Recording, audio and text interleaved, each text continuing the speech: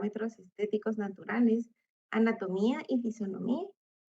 Es bien importante tener la etapa de diagnóstico y plan de tratamiento en cuenta, ya que conforman el primer y principal paso de una secuencia restauradora. En esta etapa debe tenerse en cuenta el formato de rostro, labios y dientes del paciente, tanto en una forma individual como en armonía, en conjunto. Vamos a dar inicio con lo que es el análisis facial. El objetivo, uno de los objetivos es poder restaurar un paralelismo adecuado entre el plano oclusal y las líneas de referencia horizontales. Poder restablecer la altura ideal del tercio inferior de la cara y dar armonía con el perfil y los labios del paciente.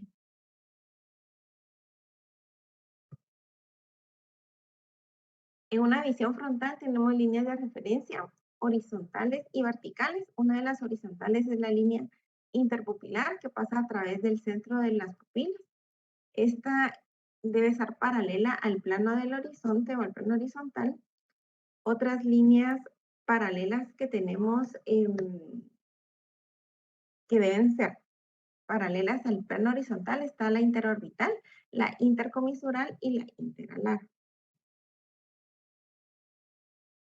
Acá tenemos un ejemplo en el diagrama y en la fotografía en donde podemos observar la línea interpupilar, la línea interorbital y la línea intercomisural. Aquí en la fotografía de igual forma tenemos la línea interpupilar. Ahora tenemos una línea de referencia que es una línea vertical, que es la línea media, pasa a través de la glabela, la nariz, el filtro y la extremidad de la barbilla. Acá tenemos el diagrama en la fotografía en donde podemos observar línea media facial. Usualmente la glabela es donde empieza el nacimiento del cabello, pasa por la base de la nariz, filtro y mentón. Acá tenemos también en la fotografía línea media facial. Esta es perpendicular a la línea interpupilar.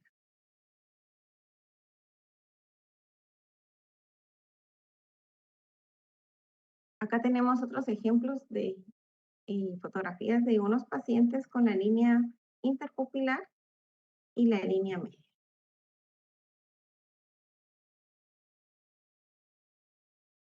Acá tenemos unos diagramas de ejemplo, ¿verdad? En donde podemos observar la línea interpupilar y en este caso la línea intercomisural. En el diagrama izquierdo podemos observar que la intercomisural no está paralela a la interpupilar. En el diagrama del lado derecho tenemos la interpupilar y la intercomisural, tampoco están paralelas ambas, están inclinadas. Este es otro diagrama en donde podemos observar que la línea interpupilar es paralela a la intercomisural, pero están inclinadas. Entonces, dentro de lo que ustedes tienen que considerar y tener en cuenta es que usualmente la línea interpupilar debe ser paralela a la línea del horizonte, pero como observamos en estos diagramas, la interpupilar está inclinada, la intercomisural también. En este caso, vamos a tomar como referencia la línea del horizonte, sin importar si la línea interpupilar está paralela a la línea del horizonte o la línea intercomisural está paralela a la línea del horizonte. La que vamos a tomar como base es el horizonte para poder restablecer los planos. Y con respecto a la línea media facial, esta línea media facial nos ayuda a poder determinar la línea interincisal, pero a veces no se van a alinear los puntos anatómicos, la glabela, la nariz y la barbilla. Entonces, en este caso tenemos que tomar en cuenta o como referencia el centro del labio superior, que es el centro del filtro. Más adelante hay otra diapositiva que lo que menciona es que a veces también cuando no se puede tomar el filtro como referencia, el otro punto de referencia que vamos a tomar para poder encontrar la línea interincisal es la papila incisal. Acá tenemos el ejemplo en un diagrama y en la fotografía en donde podemos observar que la línea media facial pues está desviada no coinciden los 3 puntos. Entonces tomamos como referencia el centro del filtro.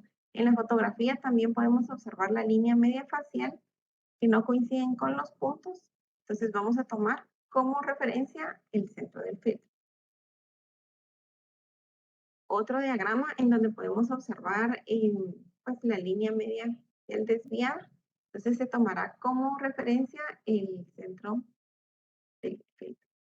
Y al momento de pasar a la rehabilitación, tenemos que devolver ese paralelismo con respecto, en este caso, a la línea que pasa a través del filtro. Esta es otra fotografía de un paciente en donde podemos observar que hay una línea media facial que coinciden con los 3 puntos. En este caso, la línea interincisal está inclinada.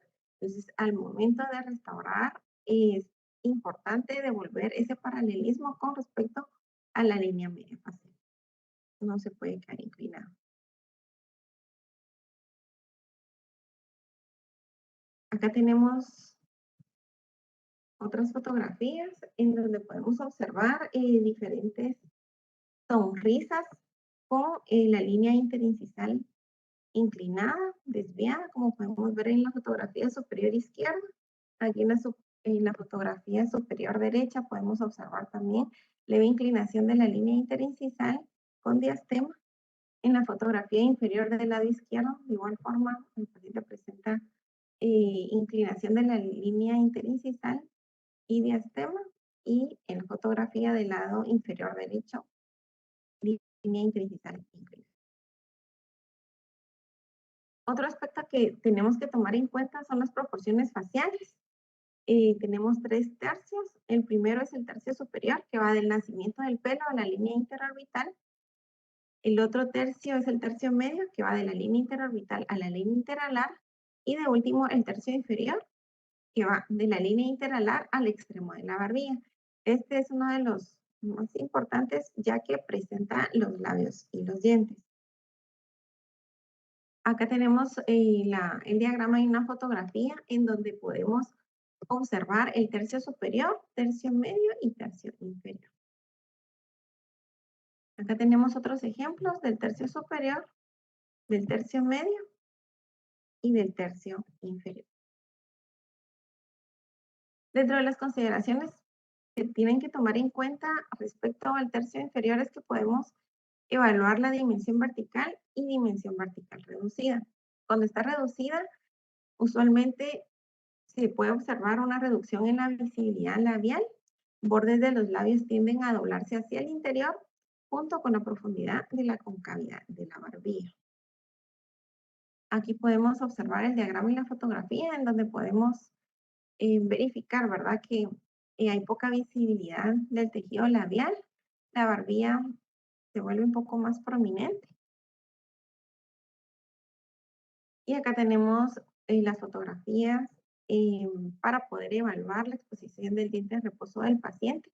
En la fotografía superior izquierda podemos observar que no se observa casi nada o nada del tercio incisal de los dientes anteriores y superiores. De igual forma, en la fotografía inferior no se observa mucho labio superior o inferior.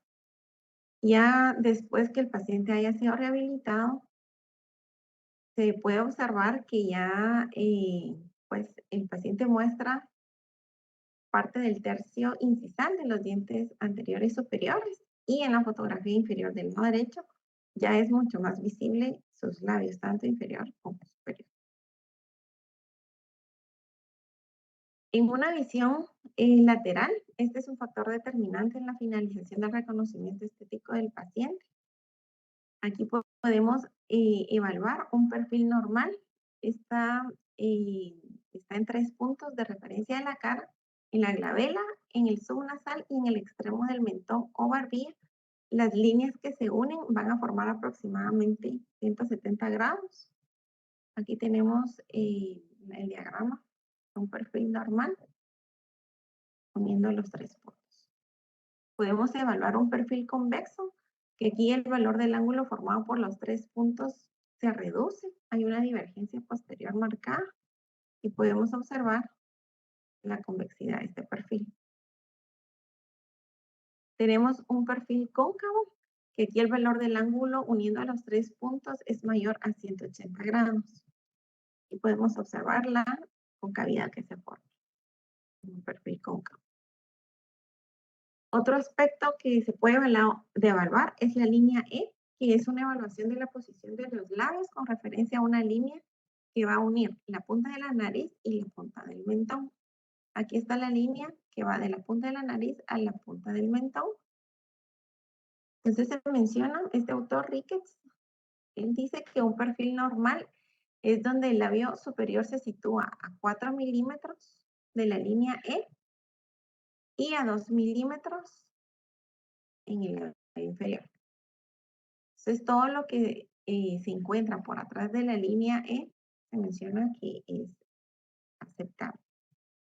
Tenemos también el ángulo nasolabial, que está formado por la intersección de dos líneas en el área subnasal. Una es la tangente a la base de la nariz y la otra es la tangente al borde externo del labio superior. Acá tenemos las dos tangentes, la primera y la segunda. Aquí los perfiles normales se menciona que se forma un ángulo de 90 a 95 grados en hombres y un ángulo de 100 a 105 grados en mujeres, dentro de los perfiles normales. Otra cuestión que tienen que considerar son los labios. Básicamente el contorno de los labios identifica los límites dentro de los cuales se debe realizar una rehabilitación protésica. Podemos observar en los pacientes labios delgados, como ven en la fotografía, apenas si son visibles. También pueden llegar a observar en sus pacientes labios medios. Aquí podemos observar en las fotografías y pues ya se mira mucho más labio inferior y superior y labios gruesos, ¿verdad? Que son mucho más prominentes. Dentro de las consideraciones que tienen que tomar en cuenta es que las indicaciones proporcionadas por los labios del paciente y su perfil pueden llegar a sugerir la forma y tamaño ideales de las restauraciones anteriores.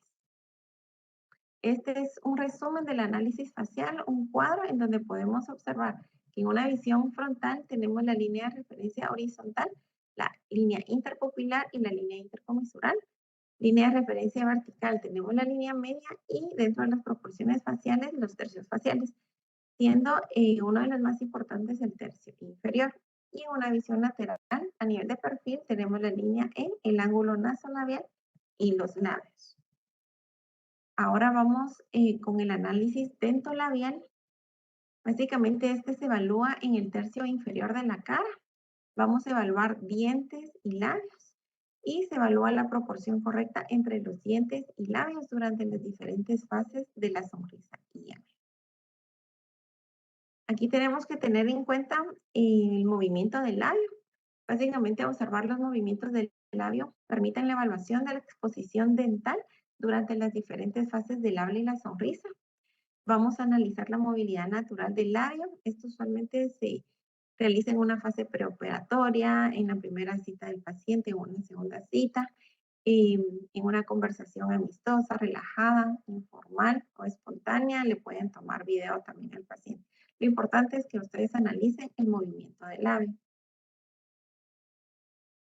tanto superior como inferior. Acá tenemos unas fotografías que es del mismo paciente, en donde podemos observar en la fotografía superior izquierda una sonrisa en donde el paciente pues muestra básicamente parte de los tercios incisales y medios, no muestra tejido gingival.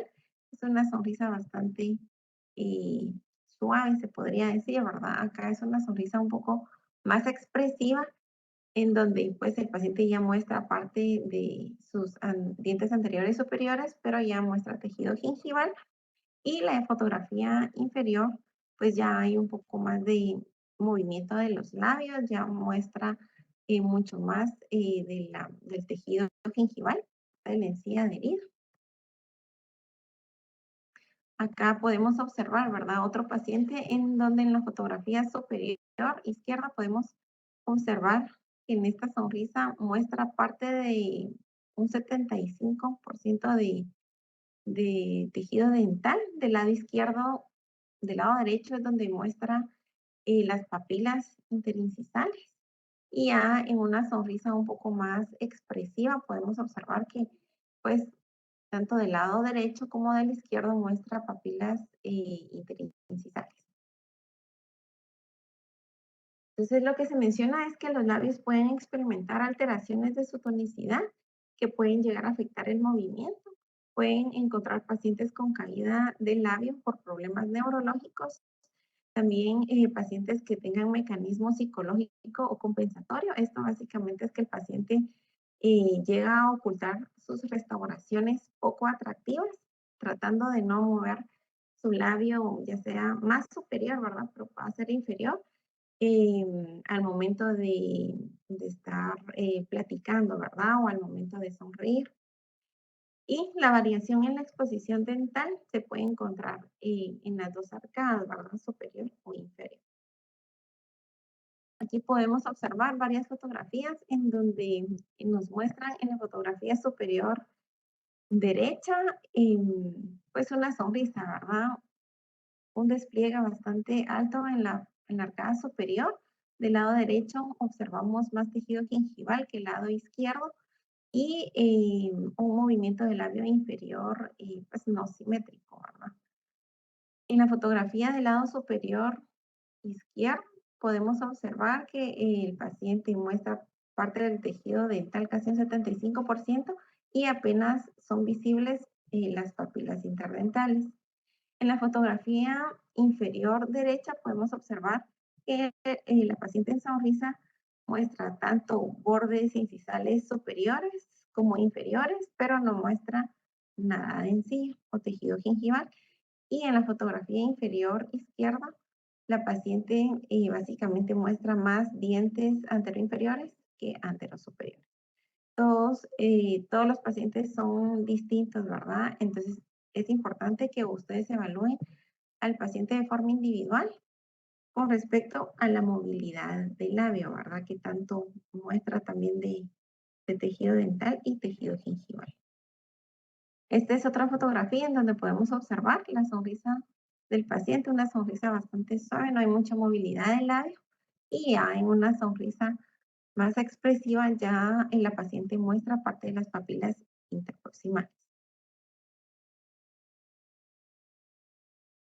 Otro aspecto que tienen que tomar en cuenta es la exposición del diente en reposo. Básicamente aquí, cuando los dientes están en una máxima intercuspidización, los labios llegan a tocarse ligeramente. El tercio incisal de los incisivos maxilares se cubre por la superficie interna del labio inferior. Pero cuando la mandíbula está en una posición de reposo, vamos a encontrar que los dientes no entran en contacto, los labios van a estar levemente separados, una porción del tercio incisal de los incisivos maxilares está visible, varía aproximadamente de 1 a 5 milímetros. En sujetos jóvenes se observa aproximadamente de 2 a 4 milímetros. Acá tenemos una fotografía en donde podemos observar que se observa aproximadamente de 4 a 5 milímetros de diente exposición al reposo. Estos autores, Big y Brundle, mencionan que se expone más en mujeres que en hombres. En mujeres aproximadamente 3.40 milímetros y en hombres 1.91 milímetros. Se menciona que en pacientes jóvenes muestran mucho más que los pacientes de mediana edad, aproximadamente 3.37 milímetros para jóvenes y 1.26 milímetros para pacientes de mediana edad. Acá tenemos la fotografía, ¿verdad? Podemos observar la exposición del diente al reposo, aproximadamente unos 4 a 5 milímetros, tanto en la fotografía superior como en la inferior. Acá tenemos otras fotografías de unos pacientes ya pues, de edad avanzada, ¿verdad? En donde podemos observar que apenas muestran el tercio incisal de los dientes anterosuperiores y en la fotografía inferior pues se muestra, se observa más dientes anteroinferiores. Se menciona que es un parámetro clave para poder evaluar si es necesario cualquier alteración en la longitud del diente, como se muestra en la fotografía. Podemos observar que en los dientes centrales, pieza 8 y 9, hay un desgaste considerable del tercio incisal y medio. También parte de los laterales y levemente en caninos. Pues es un paciente candidato para poder restablecer una longitud del diente y tomar en cuenta, ¿verdad? Que al momento de llegar a restablecer la longitud, a veces se tiene que hacer no solo de la parte incisal de los dientes, sino también de la parte cervical, ya haciendo alargamiento de corona o una gingivectomía, hay que hacer la evaluación respectiva con periodoncia para poder restablecer la longitud adecuada de los dientes, ¿verdad? Y que tenga una sonrisa mucho más atractiva y estética y que coincidan con eh, pues, la curvatura del labio inferior. Acá podemos observar en la fotografía superior que el paciente muestra aproximadamente 1 milímetro pues, de los dientes anteriores superiores del 8 y 9 y ya el paciente después de pasar por una rehabilitación, aquí podemos observar las restauraciones y ya la exposición del diente en reposo está aproximadamente en unos 4 milímetros.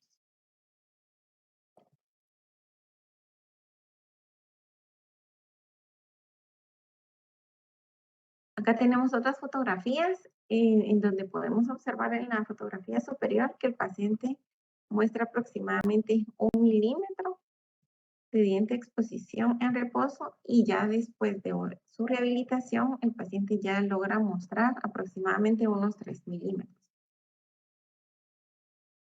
Otro aspecto importante es la curva incisiva frente al labio inferior. Acá tenemos un plano incisivo que es una línea recta que une los puntos más incisales de los centrales y los caninos. Vamos a tener aquí una curva incisiva convexa. Aquí básicamente el plano incisivo, cuando se observa de frente, tiene una curvatura convexa que sigue el paralelismo de la concavidad natural del labio inferior mientras el paciente está sonriendo.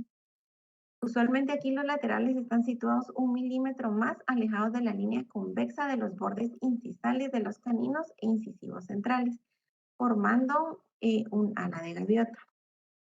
La forma de un ala de gaviota. Acá podemos observar una sonrisa en donde el plano incisivo es paralelo a la concavidad del labio inferior. Eso es lo que pues indica esta línea incisiva convexa, que es una de las más, pues, más estéticas, ¿verdad? Y es lo que se busca en la sonrisa del paciente.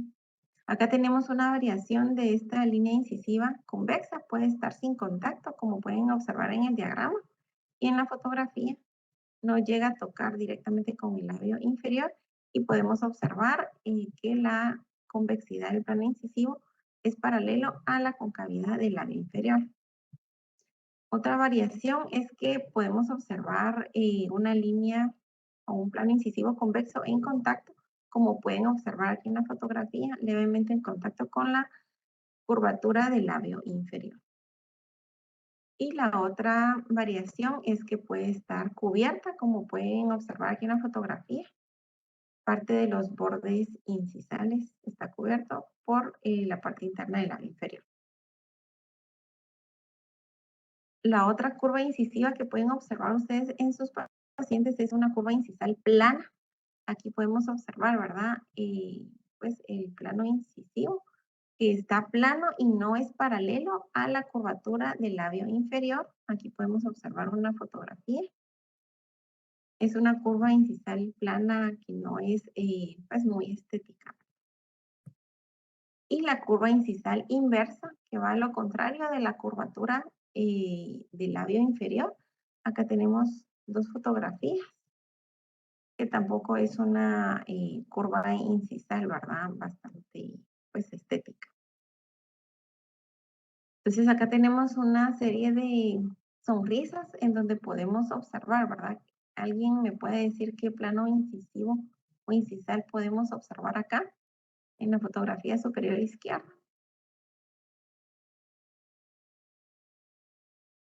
Bueno, acá podemos observar una curvatura incisal recta. En la fotografía del lado derecho podemos observar una curva incisal inversa. Y acá en la fotografía inferior podemos observar una curvatura incisal convexa, que es una de las curvaturas que se buscan, ¿verdad? Para dejar una sonrisa bastante simétrica y estética. Otro aspecto a considerar es la línea de la sonrisa. Acá se evalúa la exposición de los dientes anteriores mientras el paciente sonríe. En base a la proporción de la exposición dental y gingival en el área del sextante anterosuperior, es en la parte en donde se va a evaluar esto. Estos autores, Dean y Coles, identificaron tres tipos de línea de sonrisa: la baja, la media y la alta. Tenemos la línea de sonrisa baja, que acá se menciona que la movilidad del labio superior expone los dientes anteriores en no más de un 75%. Acá podemos observar en la fotografía y en el diagrama en donde el paciente pues muestra parte de los tercios incisivos, del tercio incisal de los dientes anteriores superiores. No muestra nada de tejido gingival. Aquí tenemos otra fotografía. Tenemos la línea de la sonrisa media, que aquí el movimiento labial muestra del 75 al 100% de los dientes anteriores, así como las papilas gingivales interproximales. Aquí podemos observarlo en las fotografías y en el diagrama. Va del 75 al 100% de la exposición de los dientes y parte de las papilas interproximales. Y acá tenemos una fotografía. Y la otra línea es la línea de la sonrisa alta. Aquí los dientes se exponen totalmente durante la sonrisa, pero también se exhibe una banda gingival de una altura variable, como pueden observar aquí en la fotografía. Pues aparte de las papilas interproximales, muestra ya en la paciente parte de la encía adherida. Acá tenemos otra fotografía que pues, la paciente muestra bastante de la encía adherida. Se menciona que una sonrisa agradable es aquella que exponga totalmente los dientes maxilares junto con 1 milímetro aproximadamente de tejido gingival. También la exposición gingival que no vaya a exceder de 2 a 3 milímetros se considera estéticamente agradable, pero cuando hay una exposición gingival excesiva, más de 3 milímetros, ya es considerada como poco atractiva. Acá tenemos unas fotografías, como pueden observar, en la fotografía superior derecha, una sonrisa baja. En la fotografía inferior podemos observar una sonrisa media y en la fotografía superior izquierda una sonrisa alta. Entonces, para que se distraigan un ratito, ¿quién me puede mencionar cuántos tigres hay escondidos en esta fotografía o en esta imagen? Hay 16 rostros de tigre. Vamos a ver si alguien las encuentra. Me avisan.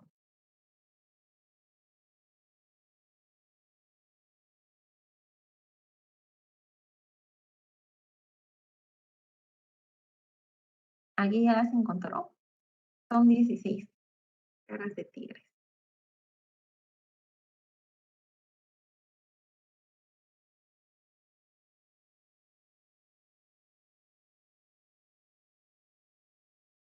¿Nadie? Bueno, muy bien. Aquí están 1, 2, 3, 4, 5, 6, 7.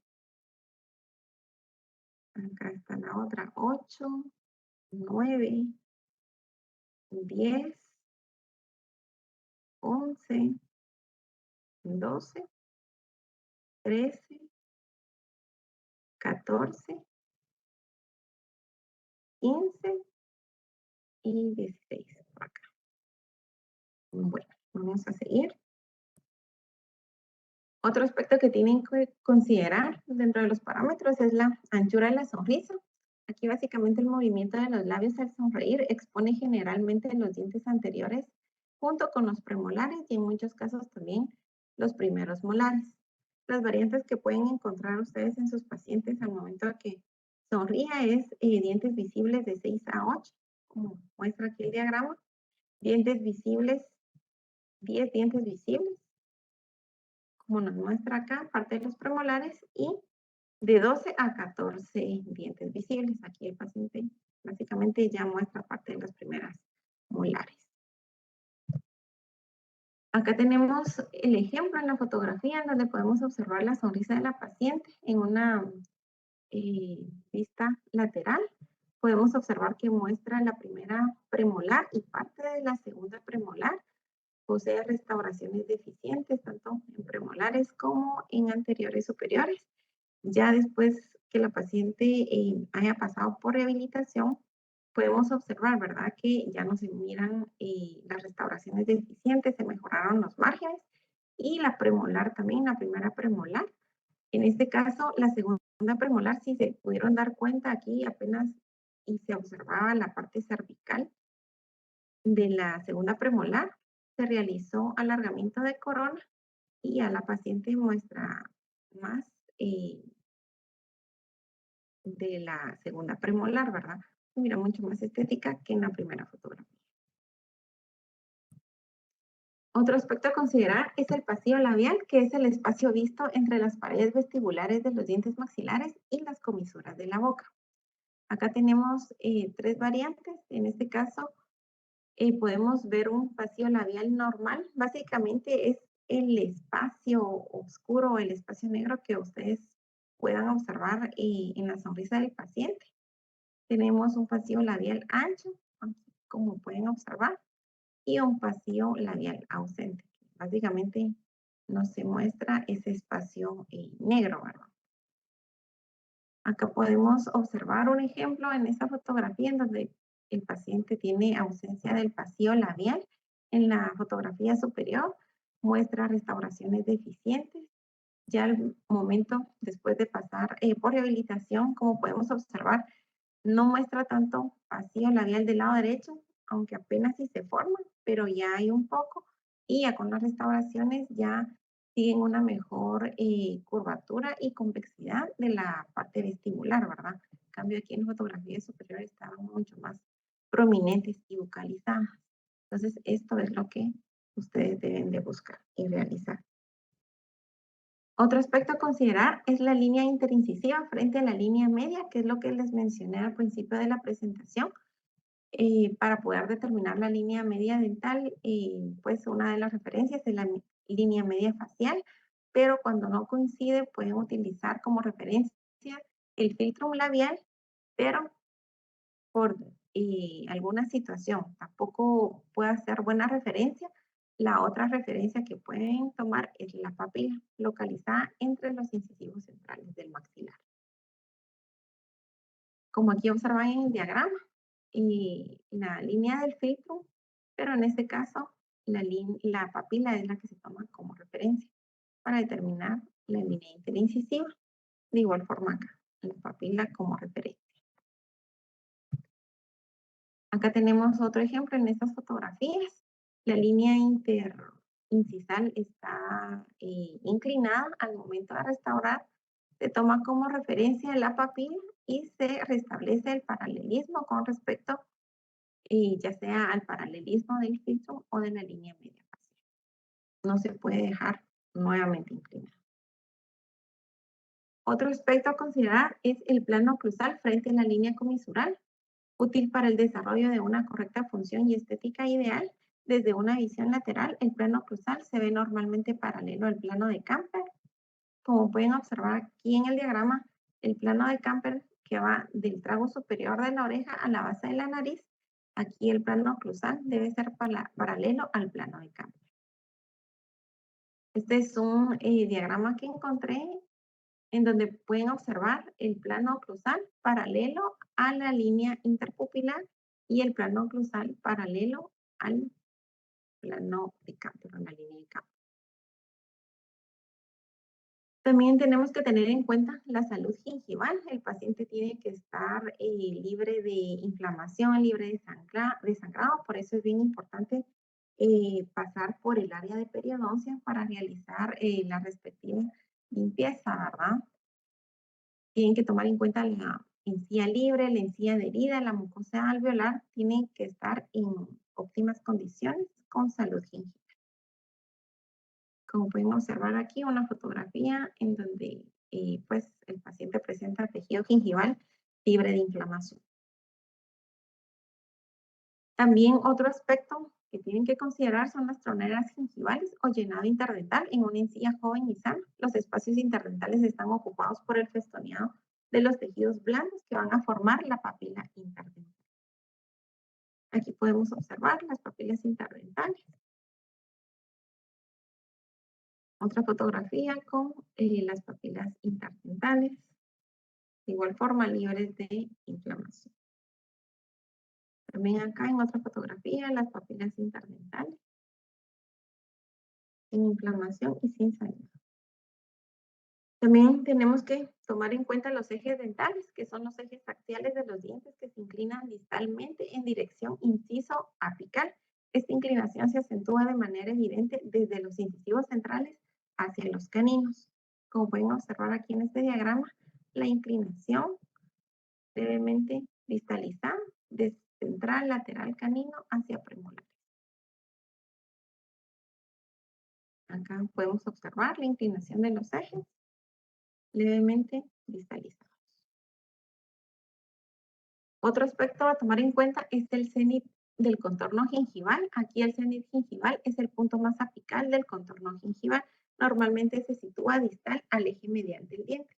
Aquí podemos observar el cenit distal al eje medial del diente. Otro aspecto que tienen que tomar en cuenta es el equilibrio entre los márgenes gingivales. Esto lo que dice es que el margen gingival de los incisivos laterales deben situarse un poco más coronal comparado con la situación del margen de los incisivos centrales y caninos. En este caso se le da como nombre la altura gingival clase 1 y tenemos otra variación que es la altura gingival clase 2, en donde el margen gingival de los incisivos laterales se sitúa apical con respecto a los incisivos centrales y caninos. Estas son las dos variantes que ustedes pueden encontrar en pacientes. Aquí podemos observar en donde el margen cervical del lateral está hacia incisal o hacia coronal con respecto al central y al canino. De igual forma acá. Es la variante clase 1. Y la variante clase 2, como pueden observar en la fotografía, es donde el margen cervical del lateral está apical con respecto al margen del central y al margen del canino. Esta es otra variante. Usualmente la más estética es la 1, pero pueden encontrar la variante 2. Y acá podemos observar la variante 1 y la variante 2. Acá tenemos otra fotografía en donde podemos observar los márgenes de los centrales, laterales y caninos. En este caso, llama la atención que el margen gingival de los caninos están mucho más bajos o coronales con respecto al lateral y a los centrales. Entonces, es paciente candidato a evaluación periódica para un alargamiento de corona o una gingivectomía, dependiendo de la evaluación. Acá tenemos otro ejemplo de unas fotografías de una paciente en donde podemos observar lo mismo. El margen gingival o el cenit está un poco más bajo con respecto al lateral y al central. Se realizan las medidas respectivas y se procede a realizar el alargamiento de corona o gingivectomía. Acá podemos observar cómo quedó el antes y el después. Y está mucho más nivelado con el central. Otro aspecto importante es la situación del punto de contacto interdental relacionado con la posición de la morfología del diente. Es más coronal o incisal entre los incisivos centrales y tiende a migrar apicalmente o cervical en la dentición posterior. Aquí podemos observar contacto de incisal hacia cervical. Contactos interproximales. Otro aspecto importante son las dimensiones relativas de los dientes. Aquí básicamente un poquito de historia es que la proporción de las dimensiones se identificó durante mucho tiempo con los principios clásicos del arte y la arquitectura, dando como resultado los teoremas matemáticos como es la proporción áurea o la proporción dorada, para poder determinar las llamadas distancias mesiodistales ideales, que son reglas aplicadas a los dientes vistos desde un plano frontal. Este autor Lombardi en 1973 fue el que introdujo en la odontología la aplicación de las proporciones de Oro. Él mencionó que una estricta aplicación de la proporción áurea en la odontología resulta demasiado restrictiva. Levin en 1978 fue quien la desarrolló de una forma más completa y básicamente lo que dice la proporción de Oro es que la relación entre la anchura lateral y el central debe ser de 1 por 1,618 y la proporción óptima entre la anchura del lateral y del canino es de 1 por 0,618. Básicamente, una aplicación estricta de esta regla provocaría una estrechez excesiva entre la arcada superior. Como pueden observar aquí, esta es la estrechez de la que se habla. El lateral y parte del canino. Aquí el canino básicamente solo es la parte mesial que se observa. Entonces acá viene, bien se observa la estrechez, que es la que se menciona. Usualmente pues no se utiliza en odontología, pero es parte de la base por la que se empezó este tipo de proporciones. Se menciona que la percepción de la simetría, dominancia y proporción están estrechamente relacionadas con la altura del diente, el cociente anchura-altura de la corona, las líneas de transición angular y otras características de la forma y anatomía del diente. Lo que tienen que tener en cuenta también es que el incisivo central es el diente dominante de la sonrisa y es la base para poder realizar y encontrar los anchos y alturas respectivas de lateral y canino. Con respecto al tamaño, se dice que en numerosos estudios realizados en dientes extraídos, algunos autores midieron el tamaño de los incisivos centrales, encontrando una anchura aproximadamente de 8.3 a 9.3 milímetros y una longitud aproximada de 10.4 hasta 11.2 milímetros. Con respecto a la proporción, casi todos los estudios de proporción dental han concluido que la anchura de los incisivos centrales es aproximadamente el 80% de su longitud, tomando como longitud el 100%, con cierto rango variable. Los autores Gerald Chich y Pinault consideran una proporción ideal de 75 y el 80%. Otros autores mencionan del 70 al 85 o 86%, pero esos son los rangos aproximados de en los que se manejan estas proporciones. Estos autores Peck y Peck mencionan que los hombres tienen incisivos centrales más largos que las mujeres y que la raza negra tiene incisivos más largos que los caucasianos. También va a depender de la... Aquí en estas fotografías podemos observar el porcentaje, ¿verdad?, de la proporción ancho y longitud o ancho largo. En este caso es de un 84.6%, teniendo un ancho de 8.8 milímetros con una longitud de 10.4. En esta fotografía podemos observar que tenemos un porcentaje de 77.5% en la proporción ancho-longitud con un ancho de 8.4 milímetros con una longitud de 10.8. Observan más largos. Y en la última fotografía derecha podemos observar un porcentaje de un 83% de ancho largo con un ancho de 9.3 milímetros y una longitud de 11.2 milímetros. Son las variantes que pueden encontrar.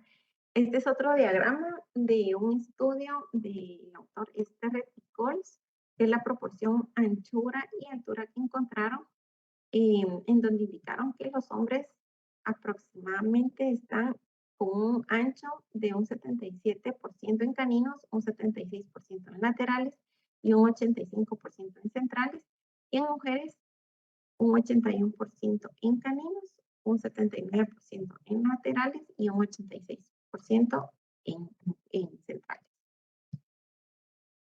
Estos son otros valores guías hallados por el autor Esther que pueden tener en cuenta también ustedes. Se menciona que las coronas de los incisivos y caninos tienen una misma relación anchura-longitud entre 77 a 86%. Los incisivos centrales son de 2 a 3 milímetros más anchos que los incisivos laterales. Los incisivos centrales son de 1 a 1.5 milímetros más anchos que los caninos. Los caninos son de 1 a 1.5 más anchos que los incisivos laterales. Y por último, los incisivos centrales y caninos tienen una altura coronal similar, varía aproximadamente de 0.5 milímetros y de 1 a 1.5 milímetros más largos que la corona de los laterales. Este es otro diagrama del mismo autor, Sterret, en donde muestra el promedio, ¿verdad?, de altura media de corona y anchura media de corona. En hombres, menciona que va el ancho de 8.6 milímetros en central, en lateral 6.6 milímetros y en canino 7.6 milímetros. Con respecto a la altura en hombres, estamos hablando en central 10.2 milímetros, en lateral 8.7 milímetros y en caninos 10.1 milímetros. Y en mujeres, con respecto al ancho, encontró 8.1 milímetros, en lateral 6.1 milímetros, en canino 7.1. Y respecto a la altura, en el central 9.4, en el lateral 7.8 y en el canino 8.1, que también son referencias que se pueden tener en cuenta como medidas promedio.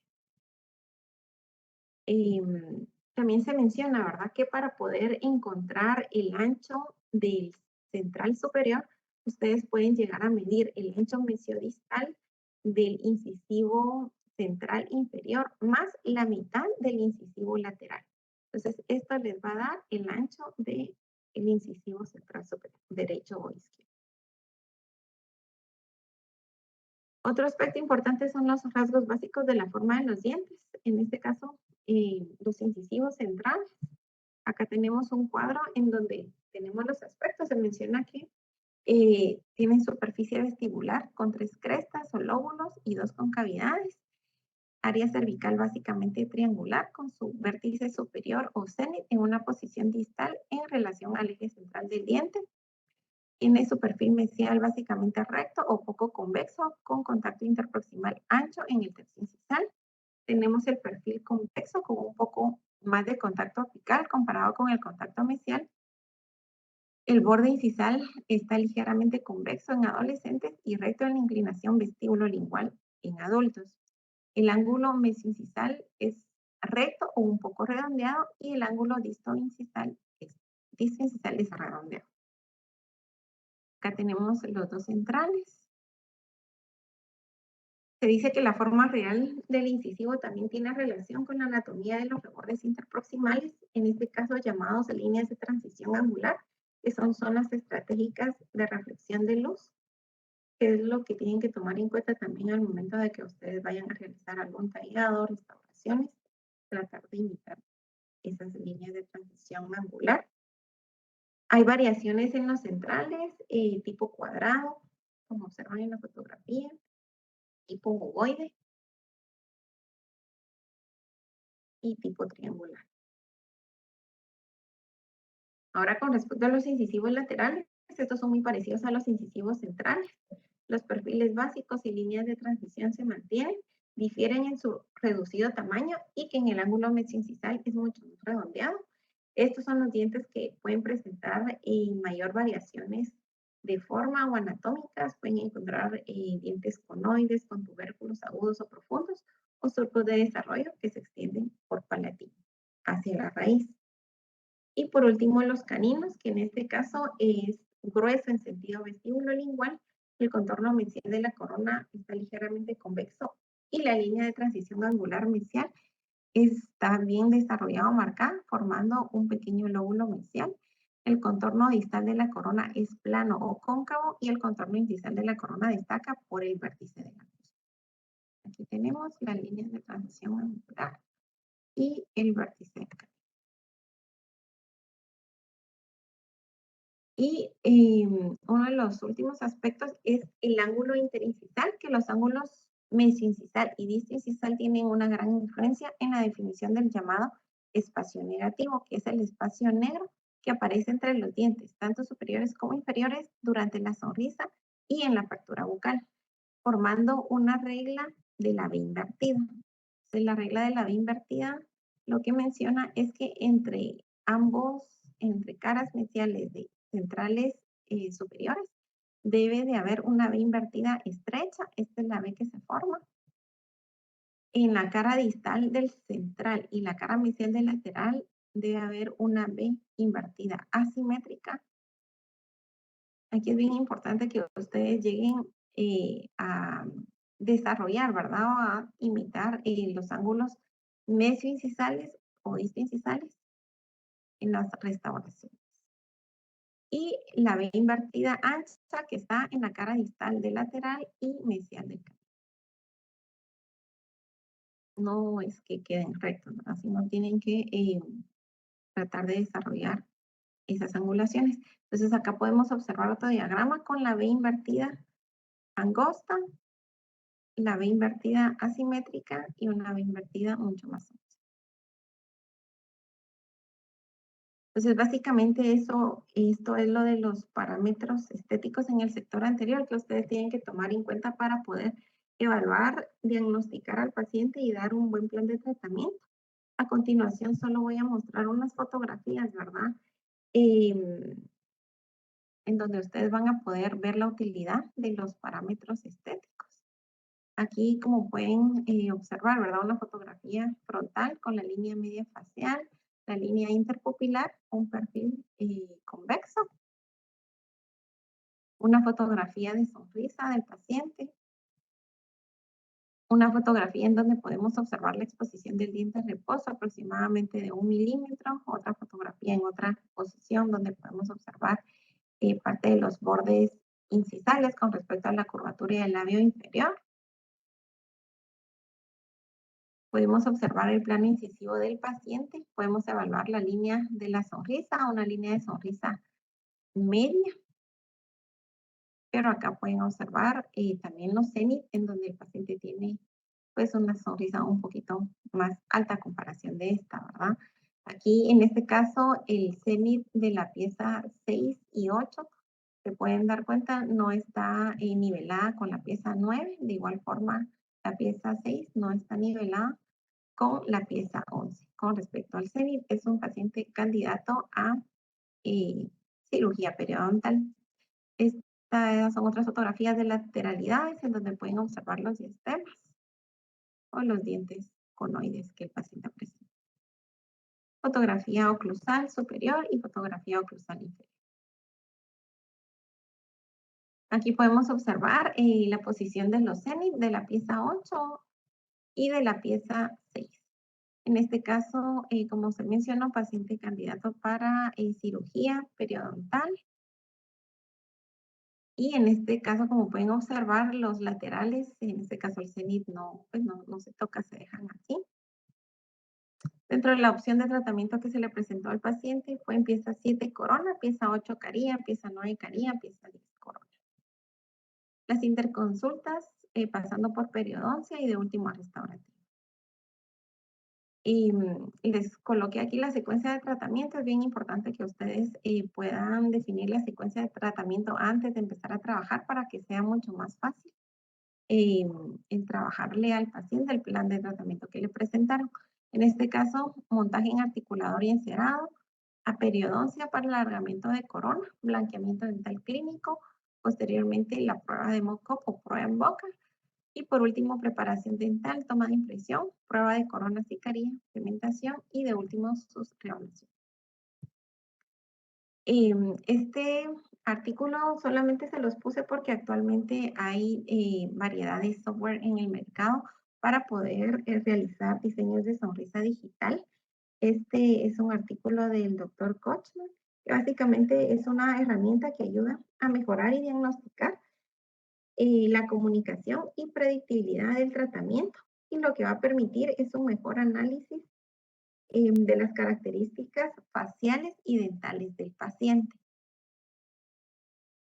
Dentro del flujo de trabajo de un diseño de sonrisa digital, necesitan ustedes tener en cuenta y obtenerlo del paciente las líneas de referencia, el análisis de sonrisa, la simulación de sonrisa, transferencias de línea a imágenes intraorales, medidas de los dientes, contorno de dientes, análisis de encía y dientes, calibración de regla digital y transferencia de medidas a modelos diagnósticos, que es lo que se hizo en este caso.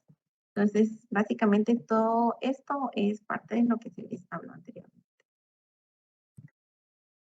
Entonces aquí nuevamente una fotografía frontal del paciente con línea vertical y horizontal de referencia. Y aquí podemos observar una fotografía más cerca de la sonrisa. Podemos observar los planos incisales que están pues inclinados, no están paralelos al plano del horizonte. Línea interincisal también levemente desviada.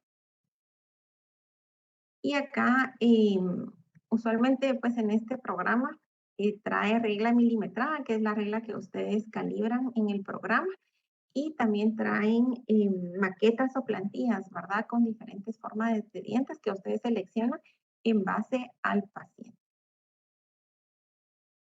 Esto solamente es una simulación, ustedes proceden a colocar las plantillas.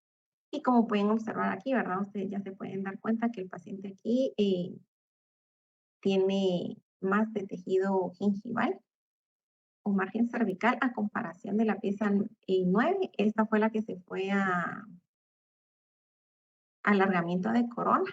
Y de igual forma aquí el desgaste a nivel de los bordes incisales, lo pueden observar ustedes acá, y qué es lo que se va a reexponer en las restauraciones definitivas.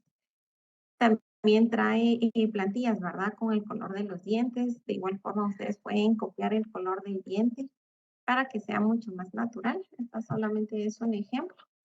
Y aquí también ustedes pueden observar las medidas que se transfieren tanto a nivel cervical como incisal, en este caso a los modelos, para poder realizar el encerado de diagnóstico. Esto fue lo que se mandó al laboratorio, los modelos montados. Ellos lo proceden a escanear, realizan el encerado digital y ya lo mandan impreso. Entonces de aquí ustedes van a o pueden sacar, ¿verdad? La guía de silicona para el mock-up o la prueba en boca que le realizan al paciente. Entonces, este ya es la prueba de mock-up. Me van a disculpar, no tenía otra fotografía de la prueba de mock-up, pero más o menos esto es lo que buscamos, ¿verdad? Para que el paciente pueda ver el tratamiento pues, tentativo, ¿verdad? Antes de trabajarse. La preparación y toma de impresión. Y estas son las restauraciones finales, las carillas y las coronas. Aquí podemos observar ya la exposición del diente en reposo, como estaba antes y como quedó el después.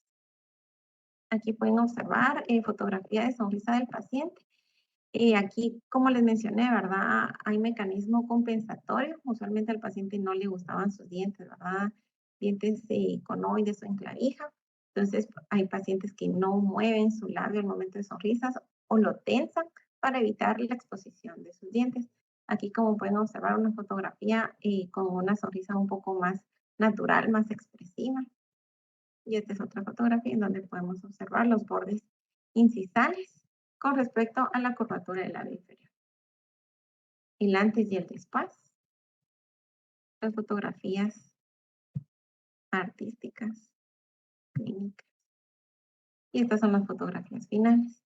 Entonces, básicamente esto es para lo cual se utiliza los parámetros estéticos, ¿verdad? En el sector anterior para poder dar, evaluar, ¿verdad? De una mejor forma al paciente, poder diagnosticarlo bien y poder darle varias alternativas de tratamiento. Esto es lo de la clase, no sé si tienen alguna duda.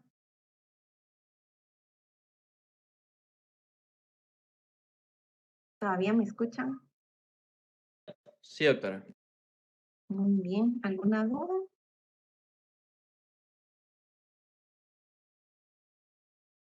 Muy bien.